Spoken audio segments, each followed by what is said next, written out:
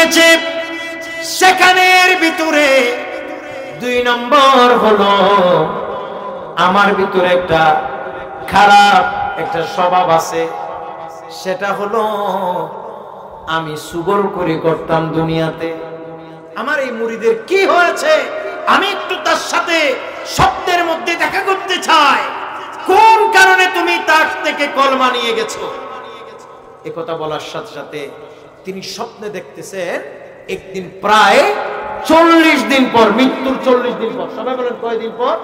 40 দিন পর তাকে স্বপ্নে দেখতেছে চেহারা সুরতের অবস্থা কাহিল হয়ে গেছে, এই পাশের হাত এই পাশে চলে গেছে, একেবারে কুচকুচে কালো হয়ে গেছে, চেহারা টেহারা আল্লাহর জাহান্নামের শাস্তির কারণে ভয়ঙ্কর হয়ে গেছে।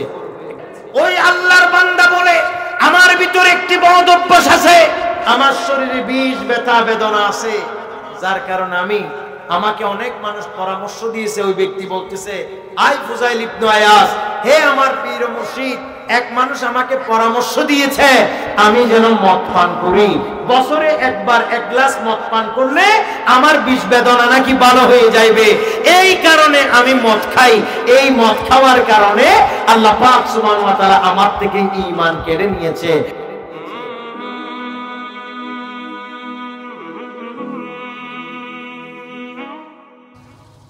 ইয়া আইয়ুহাল্লাযীনা আমানু তাকুল্লাহ ওয়া কুনু মা'আস সাদিকিন। একটু জোরে বলুন সুবহানাল্লাহ। আল্লাহ পাক সুবহানাহু ওয়া তাআলা বলছেন, হে ঈমানদার বান্দাগণ, তোমরা আল্লাহ তাআলাকে ভয় করো, আর আমি আল্লাহ তোমাদেরকে বলে দিলাম, তোমাদের মধ্যে যারা নেককার পুণ্যবান, তোমাদের মধ্যে যারা সত্যবাদী, তোমরা সত্যবাদীদের সাথী হয়ে যাও। উচ্চ আওয়াজ বলুন সুবহানাল্লাহ। প্রিয় ভাইরা আমার, কুরআনুল কারীমের এই আয়াত আল্লাহ পাক সুবহানাহু ওয়া তাআলা আয়াতের শুরুতে খেতাব করেছেন, আল্লাহ লক্ষ্য করে বলেছেন, ইয়া আইয়ুহাল্লাযীনা আমানু, হে মুমিন বান্দাগণ বলেছেন। একটু জোরে বলুন সুবহানাল্লাহ। কোন বান্দা? কোন বান্দা? মুমিন। সব বান্দাকে আল্লাহ বলেন নাই। আল্লাহর বান্দার ভিতরে অনেক ক্যাটাগরি আছে, কথা বলেন ঠিক কিনা? কাফির আছে, আছে না নাই? মুনাফিক আছে, আছে না নাই? আবার মুমিনও আছে, আছে না নাই? এমনি আম পাবলিক, আম মানুষ আছে না নাই? কিন্তু আল্লাহ পাক এই আয়াতে শুধু স্পষ্ট কোন মুনাফিক কেউ বলে নাই, কোন কাফির কেউ বলে নাই, আম মুসলমান কিংবা আম মানুষ কেউ বলে নাই, সমস্ত বনি আদম কেউ বলে নাই। আল্লাহ পাক সুবহানাহু ওয়া তাআলা স্পষ্টভাবে লক্ষ্য করে বলেছেন, সিরিফ যারা আল্লাহর ঈমানদার বান্দা আছে, সিরিফ যারা আল্লাহর ঈমানদার মুত্তাকি আছে, সিরিফ যারা আল্লাহ পাক সুবহানাহু ওয়া তাআলাকে বিশ্বাস করছে, আমার নবীকে ভালোবাসছে, ওই সমস্ত মুমিনদেরকে লক্ষ্য করে বলছেন, ইয়া আইয়ুহাল্লাযীনা আমানু। একটু জোরে বলুন সুবহানাল্লাহ। একটা জিনিস মনে রাখবেন, পৃথিবীতে আমরা মনে করি অনেক জমি থাকলে সাকসেস, আমরা মনে করি অনেক বড় বিল্ডিং থাকলে সাকসেস, কথা বলেন ঠিক কিনা? কিন্তু আসল সাকসেস সেটা নয়। আমরা বলি যে জমি থাকলে জমিদার, বলে না, জমি থাকলে জমিদার, বিটা জমি ঘর বাড়ি থাকলে আমরা তাদেরকে জমিদার বলি, কিন্তু যার কাছে ঈমান আছে আমরা তাদেরকে বলি ঈমানদার, কথা বলেন না ঠিক নেবে ঠিক? আপনারা আমাকে বলেন, অন্তর থেকে সাক্ষ্য দিয়ে বলেন, এই দুনিয়াতে জমিদার হওয়া ভালো নাকি ঈমানদার হওয়া ভালো? বলেন কি হওয়া ভালো? ঈমানদার হওয়া ভালো। কারণ জমিদার হলে কখনো কখনো দেশ ছেড়েও পালাতে হয়, জমিদার হলে কখনো কখনো এলাকা ছেড়েও পালাতে হয়, জমিদার হলে কখনো কখনো ঘর ছেড়ে পালাতে হয়, জমিদার হলে কখনো কখনো এলাকা ঘর বাড়ি সবকিছু ছেড়ে এদিক সেদিক ঘোরাঘুরি করতে হয়, এমনকি লুকিয়ে থাকার জন্য গর্ত খুঁজে নিতে হয়। কিন্তু যার ভিতরে ঈমান আছে, ওই ঈমানদার হলে কোথাও লুকাতে হয় না, বরং যে যেখানে যাবে ঈমানওয়ালার পেছনে পেছনে আল্লাহর গোটা দুনিয়া চুম্বন দেবার জন্য ঘুরবে। কথা বলেন ঠিক কিনা?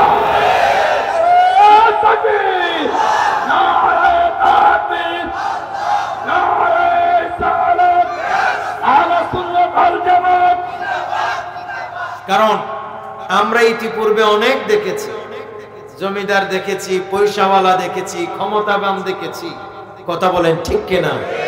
কিন্তু ইমানদার হতে পারাটা হচ্ছে সবচেয়ে বড় কাজ।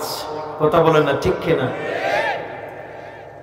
ওই আগুনে সারাক্ষণ জ্বলে যার অন্তরে, এই দুনিয়ার সব কিছু তাহার পিছে ঘুরে, তাহার পিছে ঘুরে। সুবহানাল্লাহ বলেন।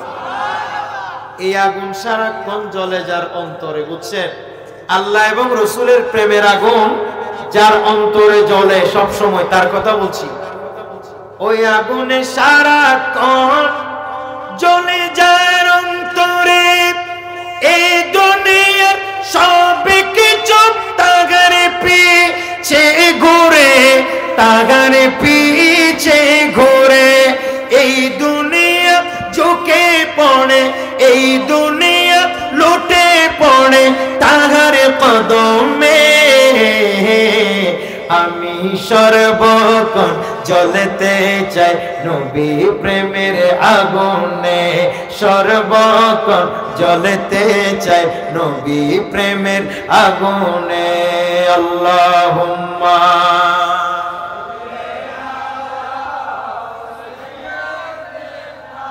মাওলানা মুহাম্মদ ওয়ালা আলি সাইয়্যিদিনা। এবার সকলে বলেন না মারহাবা। আল্লাহ বলেন ইয়া আইয়ুহাল্লাযীনা আমানু, হে ঈমানদার বান্দাগণ। এইজন্য আমি আপনাদেরকে বলবো, আমাদের সবাইকে সারা জিন্দেগি প্রচেষ্টা করে আমাদেরকে ঈমানদার হওয়ার চেষ্টা করতে হবে। কথা বলেন ঠিক কিনা? আমরা চেষ্টা করব যে ঈমানদার কিভাবে হওয়া যায়, আমরা চেষ্টা করব যে ঈমানদার কিভাবে, ঈমান কিভাবে লাভ করা যায়। কারণ যার ভিতরে ঈমানের নূর চলে আসে, তার ওই নূরের প্রকাশ সে মরে গেলেও জ্বলতে থাকে। যার ভিতরে ঈমানের পোকা পাওয়ার চলে আসে, ওই ব্যক্তি দুনিয়া থেকে চলে গেলেও মানুষ তাকে স্মরণ করতে থাকে সম্মানের সাথে। কথা বলেন ঠিক কিনা? আপনারা নাম শুনেছেন বড় পীর আব্দুল কাদের জিলানী আল গিলানী রহমতুল্লাহ আলাইহি। আপনারা নাম শুনেছেন খাজা বাহাউদ্দিন নকশবন্দ বুখারী রহমতুল্লাহ আলাইহি। আপনারা নাম শুনেছেন হযরতে মুজাদ্দিদে আল ফিসানি রহমতুল্লাহ আলাইহি। আপনারা নাম শুনেছেন আতাই রাসূল হিন্দিল ওলি খাজা গরিব নওয়াজ মুঈনুদ্দিন চিশতি আজমিরি সঞ্জিরি রহমতুল্লাহ আলাইহি। আপনারা নাম শুনেছেন হযরতে শাহজালাল ইয়েমনি রহমতুল্লাহ আলাইহি। আপনারা নাম শুনেছেন হযরতে শাহফরান রহমতুল্লাহ আলাইহি। এই যে আল্লাহর ওলি গৌস কুতুব আব্দাল জিনাদের নাম বলেছি, ওনাদের নাম বলে আপনারা এখনো ছিলেন, ওনাদের নাম বললে এখনো সেখানে নূরের বাতি জ্বলে। কারণ তাদের ঈমান এত বেশি পাওয়ারফুল ছিল, যার ফলশ্রুতিতে দুনিয়া থেকে চলে যাওয়ার 1000 বছর অতিবাহিত হওয়ার পরেও মানুষ তাদেরকে সম্মানের সাথে স্মরণ করে। কথা বলেন ঠিক কিনা? ইনাদের কারো কিন্তু বিদেশে কোনো বাড়ি ছিল? কথা বলেন, কোনো বিদেশে বাড়ি ছিল না, ব্যাংক ব্যালেন্সে টাকা পয়সা ছিল না, অনেক বেশি প্রভাব প্রতিপত্তি দুনিয়াবি এগুলায় ছিল না। ছিল কি? ঈমানের পাওয়ার, ঈমানের তেজ। এজন্য আমি আপনাদেরকে অত্যন্ত বিনয়ের সাথে বলি যে ঈমান আমাদের লাগবে। আল্লাহ যেন আমাদের ঈমানদার হওয়ার তৌফিক দান করে। আরেকটু দূরে বলেন। নবী করিম সাল্লাল্লাহু আলাইহি ওয়াসাল্লাম বলছেন, মানুষের যেভাবে ওযু ভেঙে যায়, বলে না মানুষের যেভাবে কি ভেঙে যায়, এই জন্য এরকম শেষ জমানায় নবী করিম সাল্লাল্লাহু আলাইহি ওয়াসাল্লামের হাদিসে আসছে, শেষ জমানায় মানুষেরও এরকম ঈমান ভেঙে যাবে। বলে না কি ভেঙে যাবে? প্রিয় ভাইরা আমার, নবী করিম সাল্লাল্লাহু তাআলা আলাইহি ওয়াসাল্লাম বলেন, জাদ্দিদু ঈমানাকুম। আয় আমার সাহাবায়ে কেরাম, আমি রাসূল তোমাদেরকে বললাম তোমরা মাঝে মাঝে ঈমানকে নবায়ন করবা। বলে না ঈমানকে কি করবা? নবায়ন করবা। সাহাবায়ে কেরাম জিজ্ঞেস করলেন, ফাকাইফা নুজাদ্দিদু ঈমানানা ইয়া রাসূলুল্লাহ, নবী আপনি আমাদেরকে বলেন ঈমানকে কিভাবে আমরা নবায়ন করতে পারি? আমার নবী বলেন, বিকাউলি লা ইলাহা ইল্লাল্লাহ, বলো তুমি লা ইলাহা ইল্লাল্লাহ জিকির করবা, আল্লাহ তোমার ঈমান নবায়ন করে দেবে। আরেকটু জোরে বলেন না সুবহানাল্লাহ। এজন্য মাঝে মাঝে আমাদেরকে ঈমানের নবায়ন করতে হবে। শুধু মুসলমানের ঘরে জন্ম নিয়েছেন এখানে দায়িত্ব শেষ বলে মনে করেন না। যখন মসজিদে ঢুকেন ও গড়ির কাটার দিকে তাকিয়ে না যে দেড়টা কোন সময় হবে জোহরের নামাজের জন্য, ইমাম সাহেব কোন সময় মুসল্লায় দাঁড়াবে সে খেয়াল করিয়েন না। মসজিদে যখন ঢুকছেন 5 মিনিট 10 মিনিট সময় যখন পেয়েছে, সাথে সাথে বসে লা ইলাহা ইল্লাল্লাহর জিকির করবে। ওই লা ইলাহা ইল্লাল্লাহর জিকিরের কারণে আপনার যে ঈমান ছিল সেই ঈমান যদি চলেও যায়, ওই লা ইলাহা ইল্লাল্লাহ জিকির করার সাথে সাথে আবার ঈমান চলে আসবে। জোরে বলেন সুবহানাল্লাহ। আমাদের মধ্যে সেই চিন্তা নাই। এখন মসজিদে গেলে আমরা কোন সময় ইমাম সাহেব আসবে, কোন সময় জামাত হবে, বলেন না ঠিক নেবে ঠিক। অনেক সময় ইমাম সাহেব যদি 1 মিনিট 2 মিনিট দেরি করে, তাহলে অনেক মসজিদের ইমামকে বকাবকি করে, এমনকি ইমাম সাহেবের চাকরি পর্যন্ত খুয়াই দিছে। কথা কোন না ঠিক নেবে ঠিক। অনেক মানুষ এমন আছে ইমাম সাহেবের চাকরি পর্যন্ত খাইয়া দিছে। কি বলছে? তার আপত্তি হচ্ছে ইমাম সাহেব ঠিক সময়ে নামাজ পড়াইতে পারে না, দেরি করছে কয় মিনিট, হয়তো 1 মিনিট নয়তো 2 মিনিট, বেশি করলে 5 মিনিট, এর চেয়ে বেশি হয়। আমরা এখন ইমাম সাহেবের ভুল ধরার জন্য সবাই প্রস্তুত, ঠিক কিনা? মুয়াজ্জিন সাহেব মসজিদে আজান দিছে, ফজরের আজান একবার, কথা বলো না কয়বার? ফজরের আজান এক মসজিদে কয়বার দেয়? একবার। এখন এই মুয়াজ্জিন সাহেব আজান দেবার পর দেখা যাচ্ছে মুসল্লি একজনও আসেনি। মুয়াজ্জিন সাহেব কি করছে? রাগ করে আবার আজান, কথা কোন আবার কি দিছে? আজান। আবার যখন আজান দিছে, এলাকার সবাই লাঠি ছুটা নিয়ে আসছে কি করার জন্য? ইমাম সাহেবকে, মুয়াজ্জিন সাহেবকে কি করবে? ফিটা দিবে, উত্তম মাধ্যম দিবে, মারবো। কেন মারবো? যেহেতু আজান কয়বার দিছে। দেখেন, ইমাম সাহেবের মুয়াজ্জিন সাহেবের বিচার করতে কিন্তু সবাই আসছে, কিন্তু আল্লাহ পাক সুবহানাহু ওয়া তাআলার হুকুমে মসজিদে যে নামাজ পড়ার জন্য আজান দিচ্ছে, সেই আজান শুনে নামাজ পড়ার জন্য মগর কেউ আসে না। কথা বলেন ঠিক কিনা? এখন আমরা এই টাইপের মুসলমান। কাজে আমি আজ আপনাদেরকে অত্যন্ত বিনয়ের সাথে এই মাসআলা বলতে চাই যে মাঝে মাঝে ঈমানকে নবায়ন করবে। মসজিদে ঢুকছেন, দেখেন মসজিদে ঢুকে 2 মিনিট 5 মিনিট বাকি আছে, আপনি কখনো তাড়াহুড়া কইরেন না যে হুজুর আসে না কেন, ইমাম সাহেব বসে না কেন, মুয়াজ্জিন সাহেব ইকামত দেয় না কেন। অনেক সময় দেখা যায় যে আর ধৈর্য ধরতে না পেরে 2-1 মিনিট আগেও অনেকে ইকামত দিয়ে ফেলে। কথা বলেন ঠিক কিনা? নির্দিষ্ট সময়ের আগে কোথায় যাবেন? আপনি কি যুদ্ধে যাবেন? বরঞ্চ আপনি যে সময়টা পাইছেন সেই সময়টাকে আপনি আমানত মনে করেন। মসজিদে ঢুকেই আপনি আল্লাহ তাআলার জিকির করে কিছুক্ষণ পর লা ইলাহা ইল্লাল্লাহ পড়তে পড়তে লা ইলাহা ইল্লাল্লাহু মুহাম্মাদুর রাসূলুল্লাহ সাল্লাল্লাহু আলাইহি ওয়াসাল্লাম আমার নবীর নাম মোবারক সহ শুনে অত্যন্ত ভক্তি এবং ভালোবাসার সাথে চুম্বন দিয়ে দিলটাকে ঠান্ডা করে দেখবেন যে ওই মসজিদে যে বসেছে 2-4 মিনিট 5 মিনিট যে বসেছে, এই 2-4-5 মিনিট বসা এটা আপনার জীবনকে পাল্টিয়ে দিয়েছে। কথা বলেন ঠিক কিনা? কিন্তু সেই দিকে আমাদের কোনো খেয়াল।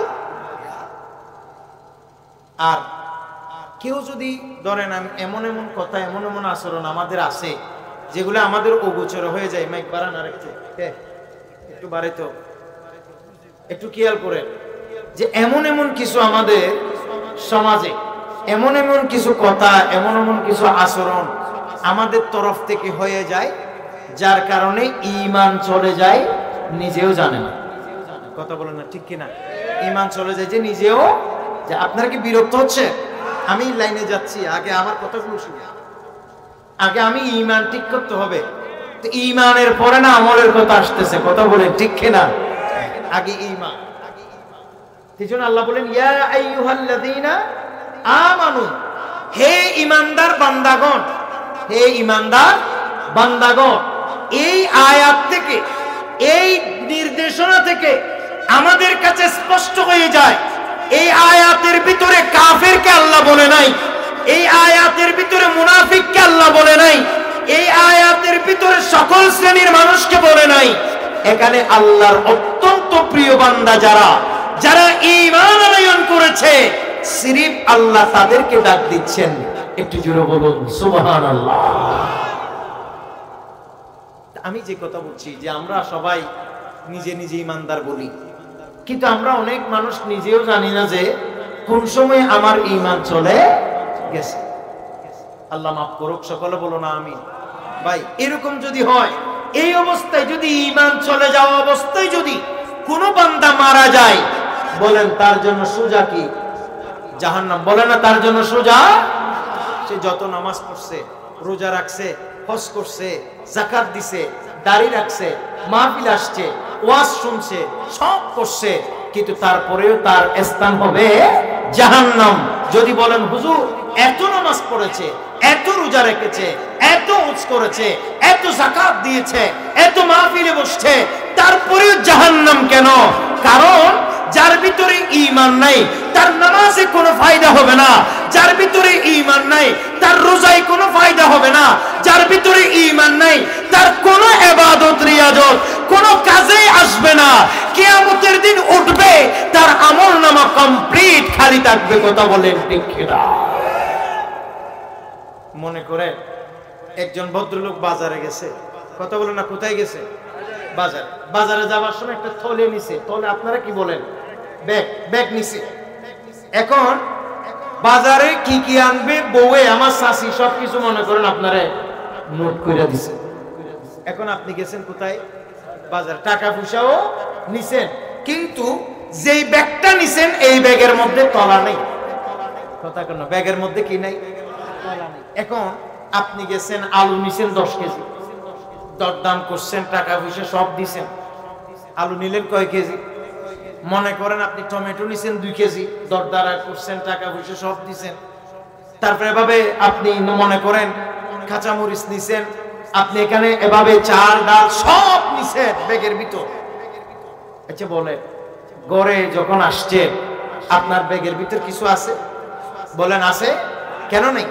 যেহেতু আপনার ব্যাগের মধ্যে তলা নাই।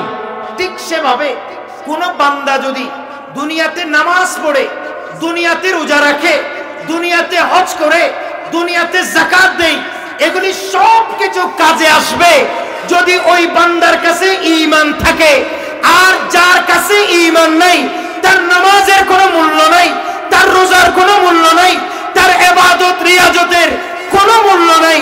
যেভাবে একজন বাজারে গেলে ওই ব্যাগের তলা ছাড়া ব্যাগ নিয়ে বাজার করলে যে অবস্থা হবে, ঈমান ছাড়া মানুষ দুনিয়াতে আমল করলে হাসরের ময়দানে সেই অবস্থা হবে। কথা বলেন ঠিক কিনা? কিচ্ছু নেই, সব কাল। এজন্য সব সময় ঈমান নিয়ে ফিকির করবেন। কথা বলেন না, কি নিয়ে ফিকির করবেন? ঈমান। মাঝে মধ্যে মনে মনে প্রশ্ন করবেন, আমার ঈমানটা আছে তো? এই কথা মনে করার সাথে সাথে বলবেন, আল্লাহ যদি কোনো কারণে ঈমান চলে যায়, তুমি আমার ঈমানটা আবার আইনা দাও। আমি এখনই কলমা পড়ছি, লা ইলাহা ইল্লাল্লাহু মুহাম্মাদুর রাসূলুল্লাহ। একটু জোরে বলুন না সুবহানাল্লাহ।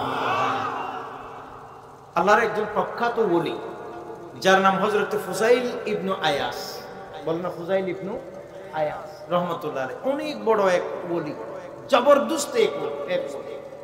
তিনি একদিন তিনার এক মুরিদ অসুস্থ, বলেন এক মুরিদ অসুস্থ। অনেকে বলবেন এটা গল্প, শুধু গল্প না, এটাই ইমাম গাজ্জালি রহমতুল্লাহ আলাইহি উনি ওনার বিশ্ববিখ্যাত কিতাব মিনহাজুল আবেদিনে মুখ করেছেন। আজ থেকে 750 বছর আগের বিখ্যাত এক আলেম ইমাম শামসুদ্দিন যাহাবী রাহমাতুল্লাহ আলাইহি উনি ওনার কিতাব কিতাবুল কাবায়েরের মধ্যে নোট করেছেন। এরকম আরো অনেক কিতাবের ভিতর থেকে এই ঘটনা আমি বলছি। এটা শুধু নিছক গল্প নয়, এটা বাস্তব ঘটনা। হযরতে ফুজাইল ইবনে আয়াজের এক মুরিদ সাকারাতের বিছানার মধ্যে পতিত হয়ে গেছে। আপনারা সাকারাতের বিছানা বুঝেন? কোনটা কোনটা? হ্যাঁ, মওতের বিছানা। আপনারা কি বলেন এটারে? কথা কয় না। সাকারাত নেই, সাকারাত। সাকারাতের বিছানাতে কি যে যন্ত্রণা, সাত সাগরে পানি দিলে তৃষ্ণা মিটে না। সাকারাতের বিছানাতে কি যে যন্ত্রণা, সাত সাগরে পানি দিলে তৃষ্ণা মিটে না। কাউসারের পানি দিবে শাহে মদিনা, কাউসার পানি দিবে শাহে মদিনা। কাউসার মালিক যিনি তাহাকে জানুন, ভালো যদি বাসতে হয় নবীকে বাসুন, ভালো যদি বাসতে হয় নবী তারানে ওয়ালা, নবী বাঁচা বলুন, নবী তারানে ওয়ালা, নবী প্রাণের চেয়ে প্রিয়তায়, প্রাণের চেয়ে প্রিয়তায় নবীকে জানুন, ভালো যদি বাসতে হয় নবীকে বাসুন। সকলে বলেন মারহাবা। সাকারাতের বিছানা এটা অত্যন্ত কঠিন একটা সময়, কথা বলেন না ঠিক কিনা? এটা অনেক ভয়ঙ্কর সময়। হযরত ফুজাইল ইবনে আয়াজ বলেন, আমার মুরিদ যখন অসুস্থ সাকারাতের বিছানায় পড়ে গেল, আমি তখন তার কাছে গেলাম তার অবস্থা দেখার জন্য। আমি গিয়ে দেখতেছি সে খুব মুমূর্ষু অবস্থা। আমি কি করলাম, আল্লাহর কোরআন থেকে সূরা ইয়াসিন তেলাওয়াত করতে শুরু করলাম। আরো জোরে, কোন সূরা? কোন সূরা? সূরা ইয়াসিন। আপনারা কি বিরক্ত হচ্ছেন? আপনারা চলে যাচ্ছেন, উঠে যাচ্ছেন, বসেন। প্রসাব একজনে না করবো, সবাইকে প্রসাব করবো। হ্যাঁ বসেন। আপনারা তো উঠিয়ে না, আপনারা উঠলে আমরা উঠে চলে যাবো। কথা তো শুরুই করি নাই, আপনারা এখন উঠা উঠি শুরু করছেন। আল্লাহ আমাদেরকে বোঝার তৌফিক দান করুন। তো সাকারাতের বিছানায় যখন হযরত ফুজাইল ইবনে আয়াজের ওই মুরিদ যখন পতিত হয়েছে, হযরত ফুজাইল ইবনে আয়াজ গিয়ে দেখে আল্লাহর এই বান্দার অবস্থা ভয়ঙ্কর। এই বান্দার অবস্থা ভয়ঙ্কর দেখে তিনি পবিত্র কোরআনুল কারীমের সূরা ইয়াসিন তেলাওয়াত করতে শুরু করেছে। কারণ কোন মুমূর্ষু রোগীর পাশে গিয়ে সূরা ইয়াসিন যখন তেলাওয়াত করে, ওখানে গিয়ে আর শয়তান কোন মানুষকে ধোঁকা দিতে পারে। প্রিয় ভাইরা আমার, হযরত ফুজাইল ইবনে আয়াজ রাহমাতুল্লাহ আলাইহি যখনই সূরা ইয়াসিন তেলাওয়াত করতেছে, হঠাৎ করে ওই মুমূর্ষু রোগী ফুজাইল ইবনে আয়াজের মুরিদ বলে, হুজুর খবরদার আপনি সূরা ইয়াসিন তেলাওয়াত করেন না, আমার ভালো লাগছে না। একটু জোরে বলুন না নাউজুবিল্লাহ। এই কথা যখন বললেন, হযরত ফুজাইল ইবনে আয়াজ সাথে সাথে আল্লাহর কোরআনের সূরা ইয়াসিন তেলাওয়াত করা বন্ধ করে দিলেন। এবার আস্তে আস্তে মাইয়তের কানের গোড়ায় গিয়ে কালিমায়ে শাহাদাত পড়তেছে, আশহাদু আল্লা ইলাহা ইল্লাল্লাহু ওয়াহদাহু লা শারীকা লাহু ওয়া আশহাদু আন্না মুহাম্মাদান আবদুহু ওয়া রাসূলুহু। উচ্চ আওয়াজে বলুন সুবহানাল্লাহ।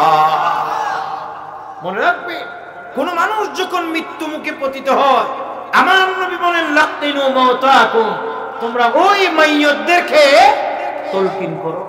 সবাই বল না কি করো? তলকিন। আপনাদের এদিকে করে কিনা জানি না। যখন সাকারাতের বিচার কায়েম হয়, সে সময় কেউ একজন এসে তলকিন করে দিতে হয়। তলকিন মানে কালিমায়ে শাহাদাত স্মরণ করে দিতে হয়। তবে খবরদার, এখানে মাসালা আছে।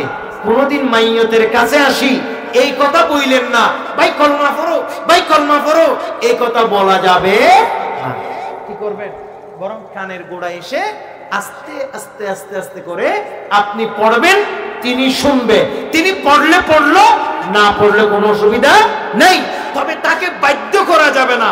যদি বলেন পড়ো পড়ো পড়ো, সে যদি বলে আমি পড়বো না, তাইলে সাথে সাথে ঈমান হারিয়ে বেঈমান হয়ে যাবে। একটু জোরে বলুন নাউযুবিল্লাহ। আরেকটা জিনিস মনে রাখবে, কোন মানুষ যখন সাকারাতের বিচার কায়েম হয়, সে সময় যদি রূহ যদি না যায়, জান যদি বের না হয়, আপনি দেখবেন তার ঘরে কোনো ছবি টবি আছে।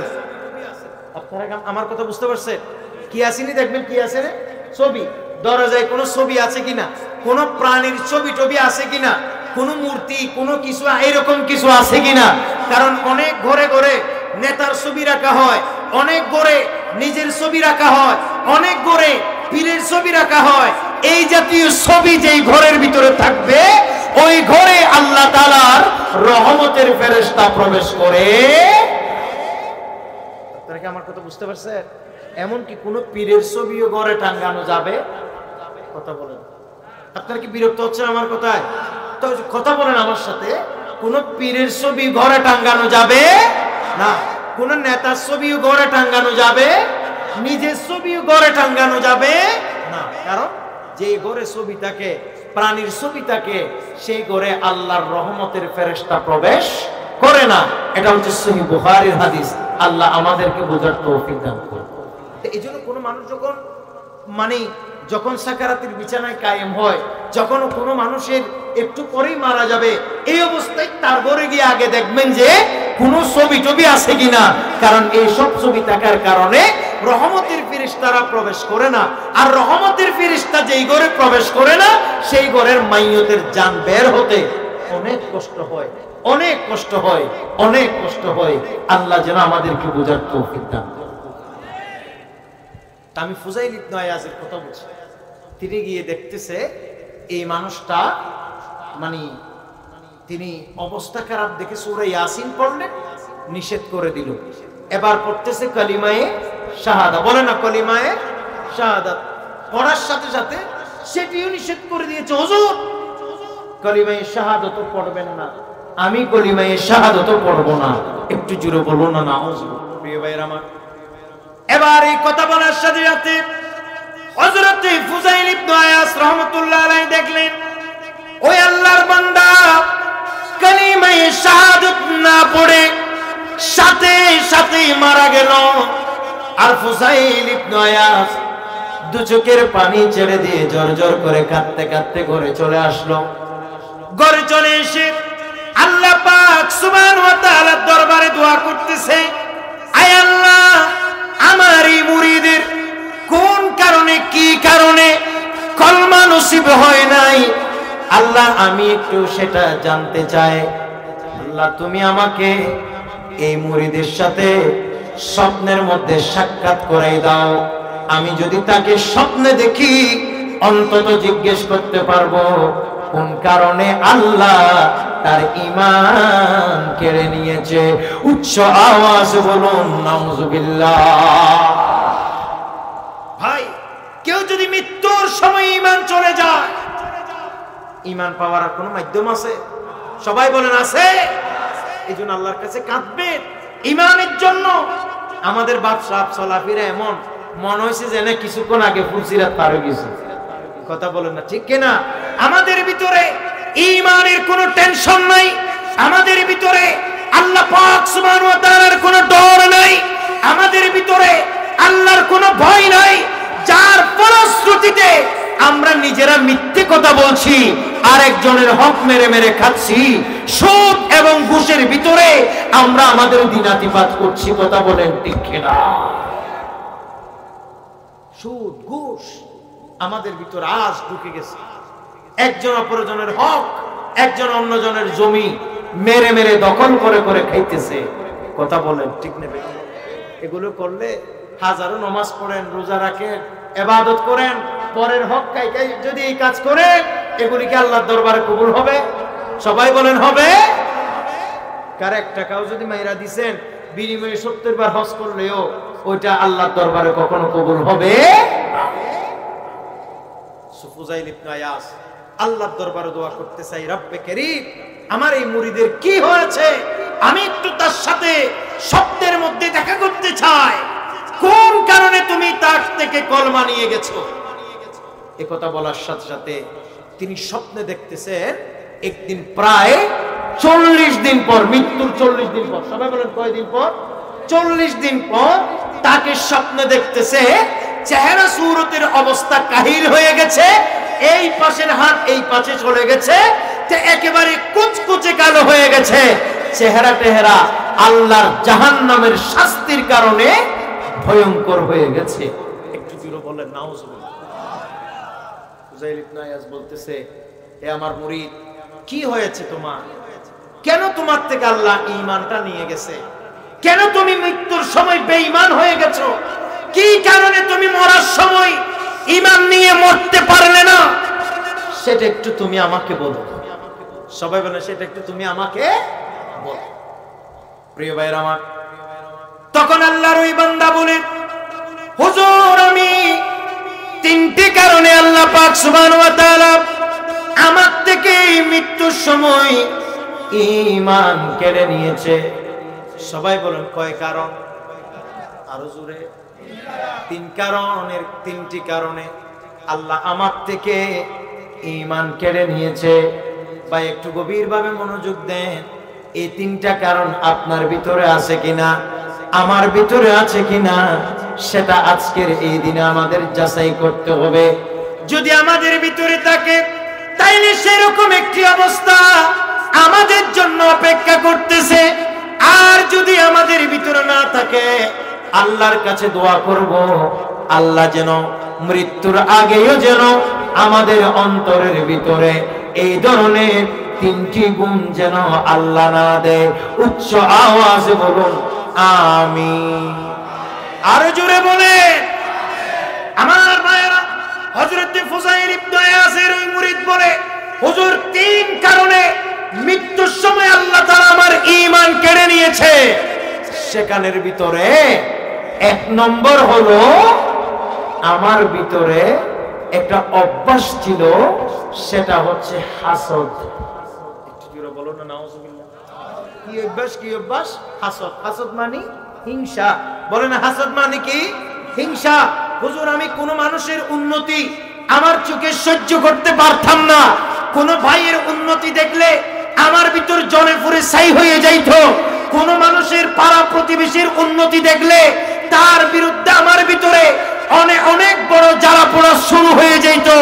কোন মানুষ যদি কোনো উন্নতি করলে আমার মন চাইতো যে আমি যেন তার কোনো ক্ষতি করি। এই হিংসার কারণে, হাসদের কারণে আল্লাহ পাক সুবহানাহু ওয়া তাআলা আমার থেকে মৃত্যুর সময় ঈমান কেড়ে নিয়েছে। একটু জোরে বলুন না নাউজুবিল্লাহ। বলে আজকাল আমাদের ভিতরে হিংসা আছে না নাই? কথা বলেন আছে না নাই? হিংসা ছাড়া কয়জন মানুষ পাবে? ডাক্তার ডাক্তারকে হিংসা করছে, মাস্টার মাস্টারকে হিংসা করছে, হুজুর হুজুরকে হিংসা করছে, আলেম আলেমকে হিংসা করছে, সরদার সরদারকে হিংসা করছে, সমাজের একজন মানুষ আরেকজনকে হিংসা করছে, ভাই ভাইকে হিংসা করছে, ভাই ভাতিজা চাচা ভাতিজাকে হিংসা করছে, ভাতিজা চাচাকে হিংসা করছে। আজকে হিংসার রোগে আমরা প্রায় সব মানুষ আক্রান্ত হয়ে পড়েছি। কথা বলেন ঠিক কিনা? তাই আজকের এই ওয়াজ শুনছে, এখান থেকে কিছু আমল করার চেষ্টা করেন। আমি কোনো সুন্দরের ওয়াজ করছি না, আমি আপনাদেরকে পরিবর্তনের ওয়াজ করছি। আমাদের ভিতরে যদি কোন প্রকারের হিংসা থাকে, আমাদের ভিতরে যদি কোন প্রকারের হাসদ থাকে, মনে রাখবে আমার নবী বলেন ইয়াকুমুল হাসাদা, তোমরা হাসদ থেকে বেঁচে থাকো, কারণ এই হাসদ, এই হিংসা এমন ভাবে তোমার নেক আমল জ্বালিয়ে ফেলে, যেভাবে আগুন লাকড়ি জ্বালিয়ে ফেলে, হিংসা ঠিক সেভাবে তোমার নেক আমল বরবাদ করে ফেলে। একটু জোরে বলুন না নাউজুবিল্লাহ।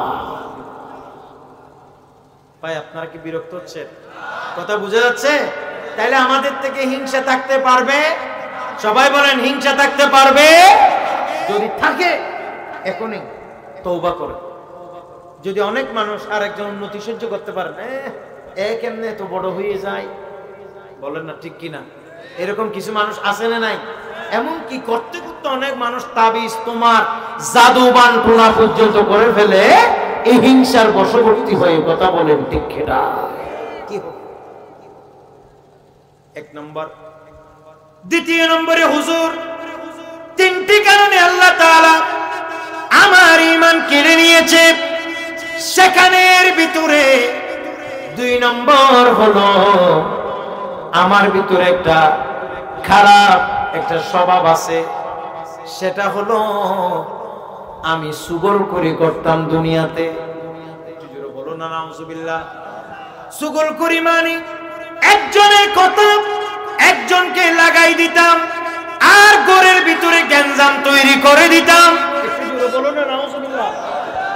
সমাজের ভিতরে বিশৃঙ্খলা তৈরি করে দিতাম, একজনের কথা আরেকজনকে লাগাইয়া গোটা সমাজের ভিতর অনৈক্য তৈরি করে দিতাম। হুজুর, এই সুগলখুরির কারণে আল্লাহ পাক মৃত্যুর সময় আমার ঈমান কেড়ে নিয়েছে। উচ্চ আওয়াজে বলুন নাউজুবিল্লাহ। আরেকটু জোরে বলে। তার মানে বোঝা যায় কেউ যদি কাউকে সুগলখুরি করে, একজনের কথা একজনকে লাগাই দেয়, বলে তার অবস্থা ভালো হবে না খারাপ? সবাই বলেন ভালো না খারাপ? আমার নবী বলেন, শুনে, কুরআনুল কারীমের পরে সবথেকে বিশুদ্ধ হাদিসের কিতাবের নাম হচ্ছে সহিহ বুখারী। নবী করিম সাল্লাল্লাহু আলাইহি সাল্লাম বলেন, লা ইয়াদখুলুল জান্নাতা কাত্তাতুন। আমার নবী বলেন, খবরদার যারা তোমাদের মধ্যে সুগলখুর আছে, যারা তোমাদের মধ্যে একজনের কথা একজনকে লাগাই দেবা অভ্যাস আছে, এটা নারী হোক পুরুষ হোক, এটা ঘরে হোক বাহিরে হোক, যারা একজনের কথা আরেকজনকে লাগাই দিয়ে সমাজের মধ্যে, রাষ্ট্রের মধ্যে, দেশের মধ্যে কিংবা পরিবারের মধ্যে বিশৃঙ্খলা তৈরি করে দেবে, ওই সমস্ত সুগলখুরেরা আল্লাহর জান্নাতে প্রবেশ করবে না। একটু জোরে বলুন না নাউজুবিল্লাহ। বলে এরকম সুগলখুরি করা যাবে? আরো জোরে বলেন, সুগলখুরি করা যাবে? এই জন্য আমরা দেখি অনেক ঘরের মধ্যে অনেক ঘরে ননদ আছে, ননদ ভাবির কথা ননদ গিয়ে অনেক সময় মাকে লাগাই দেয়, ভাবি এবং শাশুড়ি এবং বউয়ের সাথে একটা যুদ্ধ শুরু হয়ে যায়। কথা বলেন না ঠিক না বেটি? আবার অনেক সময় দেখা যায় এক ঘরে বহু বউ আছে, তারা 3-4টা বউ আছে, এক বউয়ে আর এক বউয়ের নামে শাশুড়ির কাছে গিয়ে ফেস লাগাই দিয়ে ঝগড়া বাজাই দেয়। কথা বলেন ঠিক কিনা? এগুলো সব সুগলখুরির অন্তর্ভুক্ত। যাদের মধ্যে ধরনের স্বভাব, সেটা নারী হোক আর পুরুষ হোক, ওই ব্যক্তির অবস্থা হবে বড় ভয়ঙ্কর। এমনকি মৃত্যুর সময় ঈমান পর্যন্ত নসিব না হতে পারে। আল্লাহ যেন আমাদেরকে বোঝার তৌফিক দান করে। নম্বর 3। তৃতীয় নম্বরে বলেছে হুজুর, 3 নম্বরে আমার আরেকটি স্বভাব হলো, সেটি হচ্ছে আমি বছরে একবার আমার ভিতরে মদ খাওয়ার অভ্যাস আছে। নাউজুবিল্লাহ বলে। কি খাওয়ার অভ্যাস আছে? কি খাওয়ার? মদ খাওয়ার অভ্যাস আছে। আমাদের দেশে অনেক মানুষ আছে যারা মদ খাইলে, মদ না খাইলে ঘুম আসে না। এমন অনেক মানুষ আছে বছরে একবার নয়, দৈনিক মদ খেয়ে মাতলামি করে, পাগলামি করে। এইরকম শয়তান আমাদের দেশে আছে না? প্রিয় ভাইরা আমার, ওই আল্লাহর বান্দা বলে আমার ভিতরে একটি বদ অভ্যাস আছে, আমার শরীরে বিষ ব্যথা বেদনা আছে, যার কারণে আমি আমাকে অনেক মানুষ পরামর্শ দিয়েছে। ওই ব্যক্তি বলতেছে, আই ফুজাইল ইবনে আয়াজ, হে আমার পীর ও মুর্শিদ, এক মানুষ আমাকে পরামর্শ দিয়েছে আমি যেন মদ পান করি। বছরে একবার এক গ্লাস মদ পান করলে আমার বিষ বেদনা নাকি ভালো হয়ে যাবে, এই কারণে আমি মদ খাই। এই মদ খাওয়ার কারণে আল্লাহ পাক সুবহানাহু ওয়া তাআলা আমার থেকে ঈমান কেড়ে নিয়েছে। একটু জোরে বলুন নাউজুবিল্লাহ। বলে মদ খাইলে কি শরীরে ব্যথা কমে? জোরে বলেন কমে? আমাদের সমাজে অনেক মানুষ বলে, শুনবেন, বলে যে সিগারেট কেন খাও? বলে অনেক টেনশন থেকে বাঁচার জন্য খাই। একটু জোরে বলুন না নাউজুবিল্লাহ। বলে টেনশন কি সিগারেট খাইলে টেনশন কমে নাকি বাড়ে? জোরে বলেন বাড়ে না কমে? বরং সে ধরনের কথা এটা তো সুস্পষ্ট কুফরি। কারণ আল্লাহর কোরআনে কোন জায়গায় নাই সিগারেট খাইলে টেনশন কমে। বরং আল্লাহ পাক সুবহানাহু ওয়া তাআলা কোরআনুল কারীমে এই কথা বলেছে, আলা বিযিকরিল্লাহি তাতমাইন্নুল কুলুব। আল্লাহ বলেছেন যেই ব্যক্তি আমি আল্লাহর জিকির করবে, আমি আল্লাহ তার অন্তরকে প্রশান্তি করে দেব। জোরে বলেন সুবহানাল্লাহ। অর্থাৎ তার টেনশন দূরীভূত করে দেব। আমরা দেখি যে কোরআনে জিকির করলে, আল্লাহর কোরআনের তিলাওয়াত করলে, আল্লাহ পাক সুবহানাহু ওয়া তাআলার জিকির করলে, নবী করিম সাল্লাল্লাহু আলাইহি ওয়াসাল্লামের উপরে দুরূদ পড়লে তারপরে না মানুষের টেনশন কমে। কিন্তু এখন আমাদের সমাজে অনেক মানুষে বলে মদ কিংবা সিগারেট খাইলে টেনশন কমে। একটু জোরে বলুন না নাউজুবিল্লাহ। খবর তাহলে ফুজাইল ইবনে আয়াজকে ওই মুরিদ বলেছে, আমাকে আল্লাহ তাআলা তিনটি অপরাধের কারণে, সবাই বলেন কয়টি? আরো জোরে কয়টি? তিনটি, বেশি না, আর কথা শেষ দিকে। বলেন কয়টি অপরাধ? তিনটি অপরাধের কারণে আমার ভিতর থেকে আল্লাহ পাক সুবহানাহু ওয়া তাআলা ঈমান কেড়ে নিয়েছে। তার মধ্যে 1 নম্বর হাসদ, হিংসা, 2 নম্বরে সুগলখুরি, 3 নম্বরে যেটি আমার ভিতরে বদখাসলত, বদস্বভাব, সেটা হচ্ছে মদ পান বছরে একবার।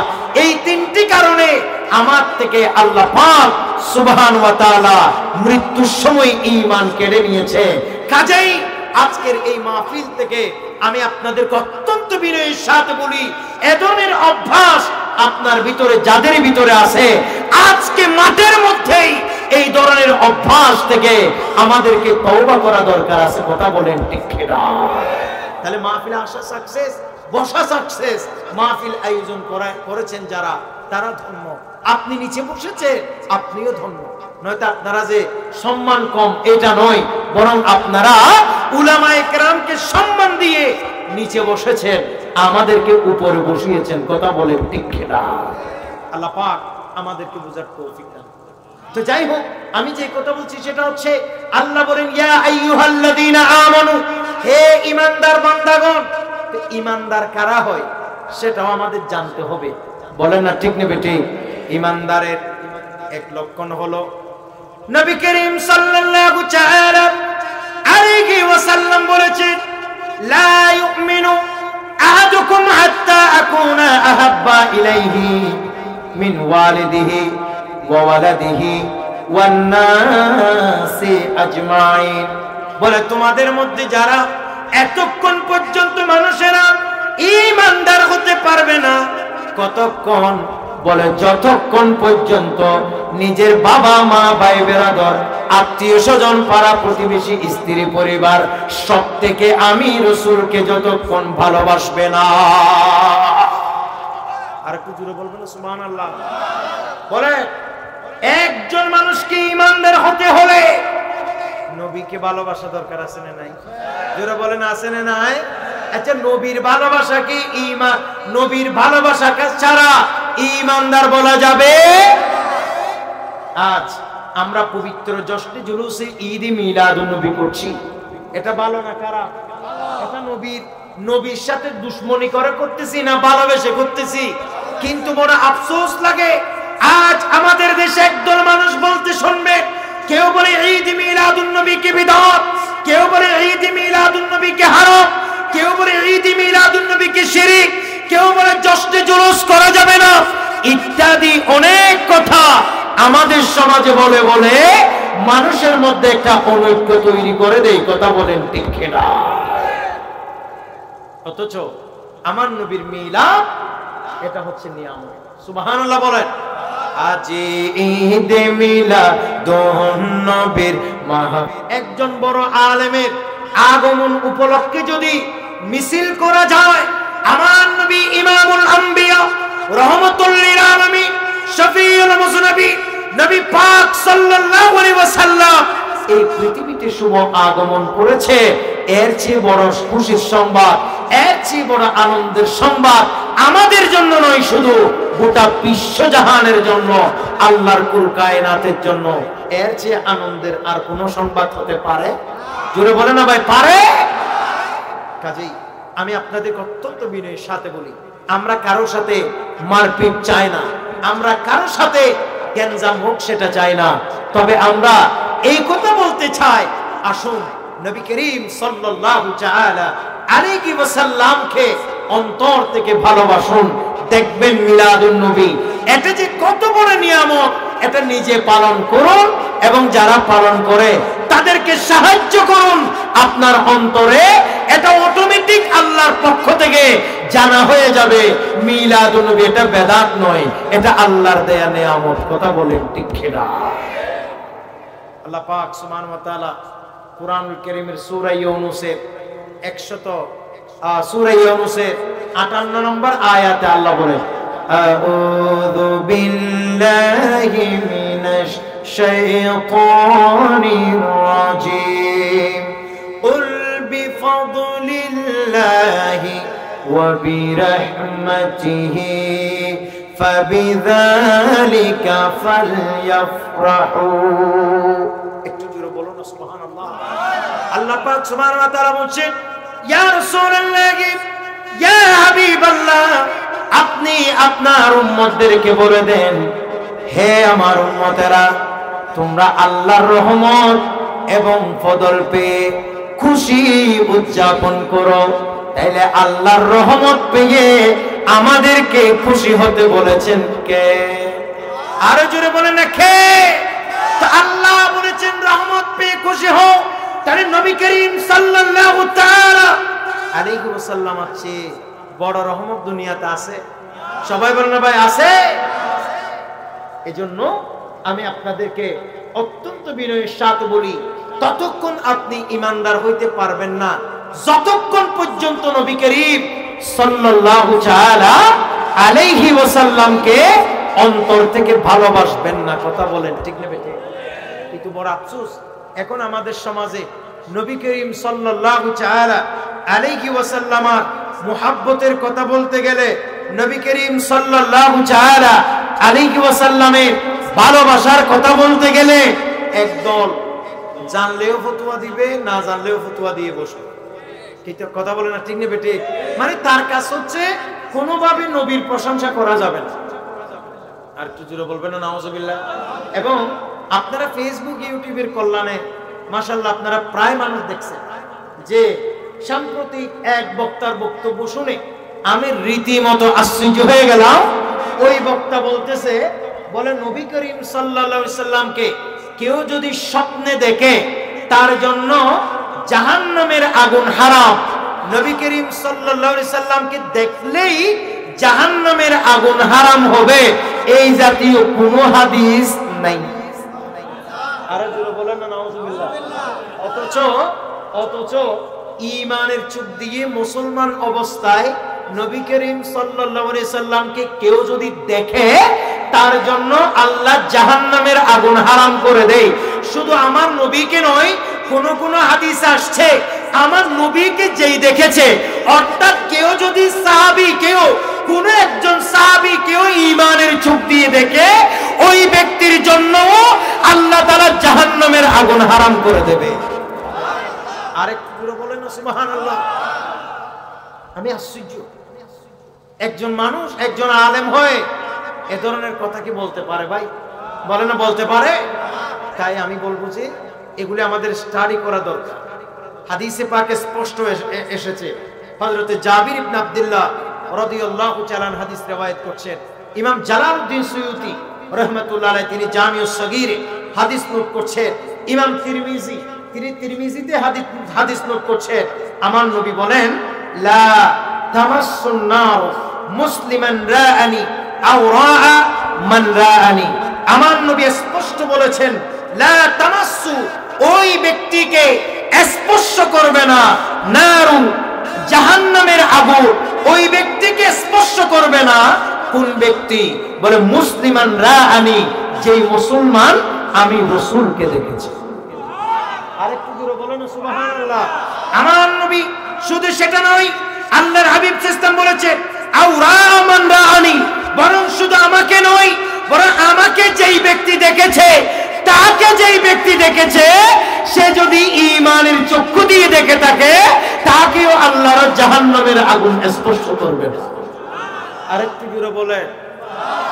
এরকম একটা দুটা হাদিস নয়, অসংখ্য অগণিত হাদিস রয়েছে, যে হাদিসগুলোতে স্পষ্ট বর্ণিত হয়েছে যে কেউ যদি ঈমানের চোখ, শর্ত হচ্ছে কি চোখ? ঈমানের চোখ। কেউ যদি ঈমানের চক্ষু দিয়ে আমার দয়াল নবীকে দেখে, বাস্তবে দেখো, স্বপ্নে দেখো, একই। একটু জোরে বলবেন না সুবহানাল্লাহ। কারণ আমার নবীর স্বপ্ন, এটা তো শুধু স্বপ্ন নয়, এটা বাস্তব। সুবহানাল্লাহ বলে। এটা বুখারী শরীফে হাদিস আসছে, নবী করিম সাল্লাল্লাহু আলাইহি ওয়াসাল্লাম বলেন, মান রাআনি ফিল মানামে ফাকাদ রাআল হাক্কা। বলে দুনিয়াতে সব স্বপ্ন বেশ কম হতে পারে, কিন্তু যেই ব্যক্তি আমি রাসূলকে স্বপ্ন দেখেছে, সত্যি সে আমি নবীকে দেখেছে। আরেকটু জোরে বলে। তার মানে কেউ যদি নবী করিম সাল্লাল্লাহু আলাইহি সাল্লামকে সরাসরি দেখো, অথবা আমার নবীকে কেউ যদি স্বপ্নের মাধ্যমে দেখো, যদি ঈমানের চক্ষু নিয়ে দেখে থাকে, ঈমান নিয়ে যদি ওই ব্যক্তি মরতে পারে, আল্লাহর জাহান্নামের আগুন তার জন্য হারাম, হারাম, হারাম। একটু জোরে বলুন সুবহানাল্লাহ। এরকম অনেক হাদিস। এবং আপনারা লক্ষ্য করেছেন, আর একজন বক্তা বলল যে আবু জেহেল, আবু লাহাব তারা নাকি মুসলমান ছিল। আর কি বলবেন? নাউজুবিল্লাহ। আচ্ছা, আবু জেহেল, আবু লাহাব মুসলমান ছিল, কেমন মুসলমান? আবার উদাহরণ নিতেছে, আবার হাজি আবু জেহেল, হাজি আবু লাহাব বলতেছে। একটু জোরে বলবেন না নাউজুবিল্লাহ। আবার এই কথাও বলতেছে, বলে আবু জেহেল এবং আবু লাহাব আমাদের মতো মুসলমান ছিল। না না, আমাদের মতো না, যে বলছে তাদের মতো। কথা বলেন না, ঠিক নেবে ঠিক? যে বলছে তাদের মতো, সে স্পষ্ট বলে দিয়েছে। বলে আবু জেহেল, আবু লাহাবকে আপনারা অনেকে কাফের বলে, তারা কিন্তু কাফের নয়, তারাও কিন্তু মুসলমান ছিল। তো আমরা যেমন মুসলমান, তারাও আমাদের মতো মুসলমান ছিল। আর একটু জোরে বলবেন না নাউজুবিল্লাহ। আবার আরেক বয়ানে বলতেছে, বলে তারা হজ করেছে, হাজি আবু জেহেল, হাজি আবু লাহাব তারাও আমাদের মতো হজ করেছে, অর্থাৎ তাদের মতো হজ করেছে। একটু জোরে বলো না নাউজুবিল্লাহ। তাই আজ আমরা এই ময়দান থেকে, আব্দুল ওয়াদুদ উচ্চ বিদ্যালয় খেলার মাঠ, পূর্ব অষ্টগ্রাম, কিশোরগঞ্জে এই সুন্নি সমাবেশ থেকে স্পষ্ট জানিয়ে দিতে চাই, আবু জেহেলকে যেই ব্যক্তি মুসলমান বলে বিশ্বাস করে, আবু লাহাবকে যেই ব্যক্তি মুসলমান বলে বিশ্বাস করে, তাই সেই ব্যক্তির কখনোই ঈমান থাকতে পারে না। এমনকি যেই ব্যক্তি তাকে কাফের বলে সন্দেহ করবে, তারও ঈমান থাকবে না। কথা বলেন ঠিক কিনা? তাকবীর, নারায়ে তাকবীর, নারায়ে রিসালাত, আহলে সুন্নাত ওয়াল জামাত। সকলে বলেন না মারহাবা। ভাই, আমি আপনাদেরকে অত্যন্ত বিনয়ের সাথে বলি, যারা এ ধরনের কথা বলে আমাদের সাথে তাদের কোনো সম্পর্ক, কথা বলেন, কোনো সম্পর্ক। আমাদের পরিচয় হচ্ছে আমরা হলাম আহলে সুন্নাহ। জোরে বলেন, আমরা হলাম আহলে সুন্নাহ। আচ্ছা, আমি আশ্চর্য হয়ে গেলাম, যদি আবু জেহেল মুসলমান হয়, আবু লাহাব মুসলমান হয়, তাহলে কুরআন কারীমে যে আল্লাহ পাক সুবহানাহু ওয়া তাআলা বলছেন ইয়া আইয়ুহাল কাফিরুন, তো এই কাফের কাকে বলছে? তোমাকে বলছে না তোমার বাপকে বলছে? কথা বলেন না, ঠিক নেবে ঠিক? মনে রাখবে, আবু জেহেল এবং আবু লাহাব এরা কট্টর কাফির, কট্টর কাফির এবং নসে কাতঈ দ্বারা প্রমাণিত কাফের। যেই ব্যক্তি তাদের কুফরিয়তকে স্বীকার করবে, যেই ব্যক্তি তাদের কুফরিয়তের প্রতি সন্দেহ করবে, সেও কট্টর কাফের। বলেন না, ঠিক নেবে ঠিক? এতে কোনো সন্দেহ নাই। বরং এটাতে আমিও দম নালায়েক চ্যালেঞ্জ ধরলাম, কেউ যদি আমার চ্যালেঞ্জ গ্রহণ করতে চায়, তাহলে ইনশাআল্লাহ এই অদম নালায় যখন যেভাবে বসতে হয়, যখন যেভাবে যেখানে বসতে হয় প্রস্তুত আছি ইনশাআল্লাহ। কথা বলেন না ঠিক নেবে ঠিক? আমরা সবাই প্রস্তুত আছি না নাই? কাজেই যারা আবু জাহেলকে মুসলমান বলে পরিচয় করিয়ে দেয়, আবু লাহাবকে মুসলমান বলে পরিচয় করিয়ে দেয়, আমাদের সাথে তাদের কোনো সম্পর্ক, সবাই বলেন কোনো সম্পর্ক। তবে আফসোস, একটি কথা বলি সব শেষ দিকে, আমি আমার পর্দানশীল মা বোনদেরকেও বলছি, আমাদের পরিচয় হচ্ছে আমরা হলাম আহলে সুন্নাহ। সবাই বলেন আমরা হলাম আহলে সুন্নাহ ওয়াল জামাত। আমাদেরকে সংক্ষেপে বলা হয় সুন্নি। বলেন আমাদেরকে সংক্ষেপে কি বলা হয়? সুন্নি। আমাদেরকে অনেকে মাজার পূজারি বলে। কথা বলেন ঠিক কিনা? আজ আমি আপনাদেরকে অত্যন্ত বিনয়ের সাথে বিষয়টাকে অত্যন্ত পরিষ্কার করতে চাই। মাজার পূজার সাথে আহলে সুন্নাহ ওয়াল জামাতের কোনো সম্পর্ক, আপনারা কি বলেন সম্পর্ক আছে? বেদাতের সাথে আহলে সুন্নাহ ওয়াল জামাতের কোনো সম্পর্ক? মাজার এটা আমাদের জিয়ারতের জায়গা। সবাই বলেন কিসের জায়গা? জিয়ারতে। কারণ নবী করিম সাল্লাল্লাহু আলাইহি ওয়াসাল্লাম বলেছে, নাহাইতুকুম আন জিয়ারাতিল কুবুর, আমি তোমাদেরকে জিয়ারত করতে নিষেধ করেছিলাম, ফাজুরুহা, এখন আর নিষেধ নাই, এখন থেকে তোমরা জিয়ারত করবা। ফাইন্নাহা তুযাক্কিরুল আখিরা, কারণ জিয়ারত করলেই তোমার দিলের ভিতর আখিরাতের কথা স্মরণ হয়ে যাবে। একটু জোরে বলেন। তার মানে নবী করিম সাল্লাল্লাহু তাআলা আলাইহি ওয়াসাল্লামের হাদিস পাক থেকে স্পষ্ট প্রমাণিত হয়। কি প্রমাণিত হয়? জিয়ারত করা আমার নবীর সুন্নাত। বলেন জিয়ারত করা আমার নবীর সুন্নাত। আর জিয়ারতকে পূজা অর্চনার সাথে তুলনা করা, নবী করিম সাল্লাল্লাহু তাআলা আলাইহি ওয়াসাল্লামের এই বরকতমণ্ডিত জিয়ারতকে পূজার সাথে তুলনা করলে সাথে সাথে সেটা কুফরি হবে, কাফির হয়ে যাবে, ঈমান চলে যাবে। কথা বলে ঠিক না? কারণ আমার নবীর কোন সুন্নাত বিধর্মীদের পূজা অর্চনার সাথে তুলনা করতে পারে। কিন্তু আমরা আশ্চর্যের সাথে লক্ষ্য করেছি সাম্প্রতিক যে অনেকেই একেবারে মন্দিরের মধ্যে গিয়ে কি অবস্থা করেছে। কথা বলে না ঠিক নেবে ঠিক? যারা আমাদেরকে মাজার পূজারি বলে বলে গালি দিয়েছে, ভিডিওগুলো তো তাদের এখনো আছে, আপনারা দেখেন, সেখানে সুন্নিয়তের কোনো লোক যায় নাই। কথা বলে না ঠিক নেবে ঠিক? কাজেই আমি আপনাদেরকে অত্যন্ত বিনয়ের সাথে বলি যে আমরা আহলে সুন্নাহ ওয়াল জামাত। তবে হ্যাঁ, সুন্নি নাম দিয়ে কিছু ভণ্ড এই সমাজে আছে না নাই? এটাও কিন্তু বড় মারাত্মক। তারা সুন্নি নয়, তারা ভণ্ড। বলে না তারা সুন্নি নয়, তারা কি? ভণ্ডদের সাথে আমাদের কোনো সম্পর্ক নাই। আমরা মাজারে কি করি ভাই? সিজদা করি না জিয়ারত করি? আমাদের সিজদার একমাত্র মালিক কে? চিৎকার দিয়ে বলেন আমাদের সিজদার মালিক কে? কাজেই যারা আমাদেরকে মাজার পূজারি বলবে, এটা আমাদের নামে অপবাদ দিবে, এটা আমাদের নামে মিথ্যাচার করবে। আজ এজন্য আমি আপনাদেরকে বলবো, বাচ্চাদেরকে আপনারা সত্যিকারের আলেম বানান। আমি বলবো যে এই আমাদের অষ্টগ্রাম থেকে, কিশোরগঞ্জের এই অষ্টগ্রাম থেকে ইতিমধ্যে অনেক ছেলে মাশাআল্লাহ আমাদের চট্টগ্রামের জামিয়া আহমদিয়া সুন্নিয়া আলিয়াতে পড়াশোনা করছে। কথা বলেন ঠিক কিনা? এবং মৌলানা তুফাইল সাহেব, তুফাইল হক আমাকে যে যোগাযোগ করছে, আপনাদের এলাকারই সন্তান এই মৌলানা সাহেব, তিনিও জামিয়া আহমদিয়া সুন্নিয়া আলিয়াতে পড়ে। ইতিমধ্যে অনেকেই এখানে জামিয়া আহমদিয়া সুন্নিয়া আলিয়া থেকে পড়ালেখা শেষ করেছে। আমি আপনাদেরকেও বলবো, আপনাদের এই বাচ্চাদেরকে সচ্চা আশিকে রাসূল যদি বানাইতে চাইলে, বাস্তব নবী প্রেমিক যদি বানাইতে চাইলে, প্রকৃত সুন্নি যদি বানাইতে চাইলে, আপনি আপনার সন্তানকে জামিয়া আহমদিয়া সুন্নিয়া আলিয়াতে পাঠান। কথা বলেন ঠিক কিনা?